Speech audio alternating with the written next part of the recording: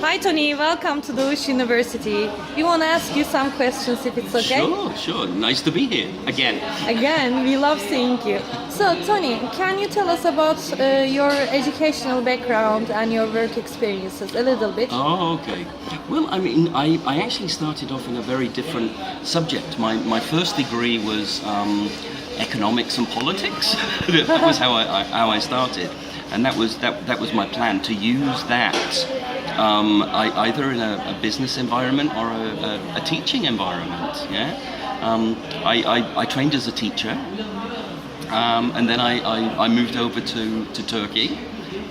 Since that time, I mean, a lot of my career has been connected with Turkey, but I've been out for different periods in the Middle East, Australia, and decided to come back a few years ago to semi-retire, but I haven't been able to retire yet. Yeah. We hope you won't. No, I'm really enjoying what I do. You know, we've got with my partner here, we've got a little consulting and training company, and so we work with schools and universities around Turkey, helping them with their development plans, with their performance improvement plans, and the training programs that we run. Okay, so how long have you been coming to Dogus University? I mean, giving trainings here, and what were they generally about? Okay, well, we started off initially running one or two sessions a few years ago, and there we were doing sessions related to skills enhancement. You know, how could we improve reading skills? How could we improve other areas? More recently, over the past couple of years, we've been looking at more strategic developments in professional development. So, looking at areas. I mean, we've just finished one today. That was a co-facilitated session with one of the Dogus teachers, where we were looking at reflection, encouraging processes of reflection in teachers. So we've moved on a little bit from just simple ELT training to more wider educational things. We're also doing quite a lot of training with the improvement team. The leadership team here has set up an improvement task force, if you will, and what we're looking at is ways we can improve the broader university, and from those kind of sessions, other issues that relate to training are also coming up as well. So it's been quite a long time, but a fruitful relationship, and inshallah you'll ask me to come back next time. Inshallah. So Tony, what can you say us about those stuff and those foreign languages department? So you know us. I do. I mean, I like the general atmosphere. You know, there's an atmosphere of support and curiosity that I think is good. There's a nice mashup, if you will, of more mature, more experienced teachers and younger teachers.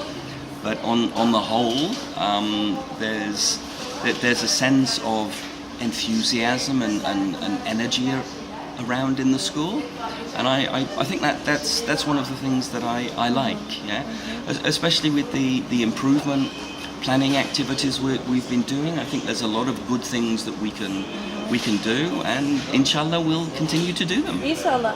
So how about the future of education? How about the future of education? Oh, that's a tough question. Yeah. It was interesting. In one of the activities that we did today, we looked at the kind of artifacts that teachers would put in their time capsule if they were going to bury it, and from to introduce themselves to teachers in the future, for example. Pardon me. And even over the past couple of years, when we look at those activities, we can see that there's been a shift from more bricks and mortar artifacts like pens and books and things towards more technology, if you will. People were talking about putting their laptops in their capsule, their flash drives with their materials on and things like that. So, technology is obviously going to play a big role.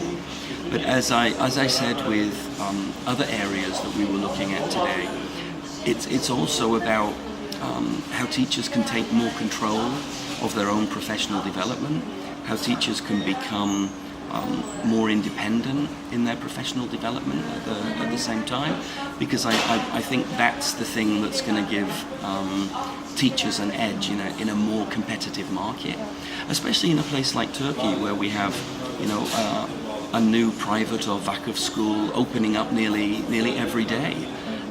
The environment is very competitive, and while that makes things tougher, it also acts as the feeding ground, if you will, for more innovation and more change that can come through. Yeah? On the student side, we're facing some interesting challenges, and we're not sure exactly where that is going to take us. But the students themselves are becoming a lot more savvy. They're also aware that they have a lot more choices, and as customers, even though we hate the word customers, as clients, they're becoming more choosy.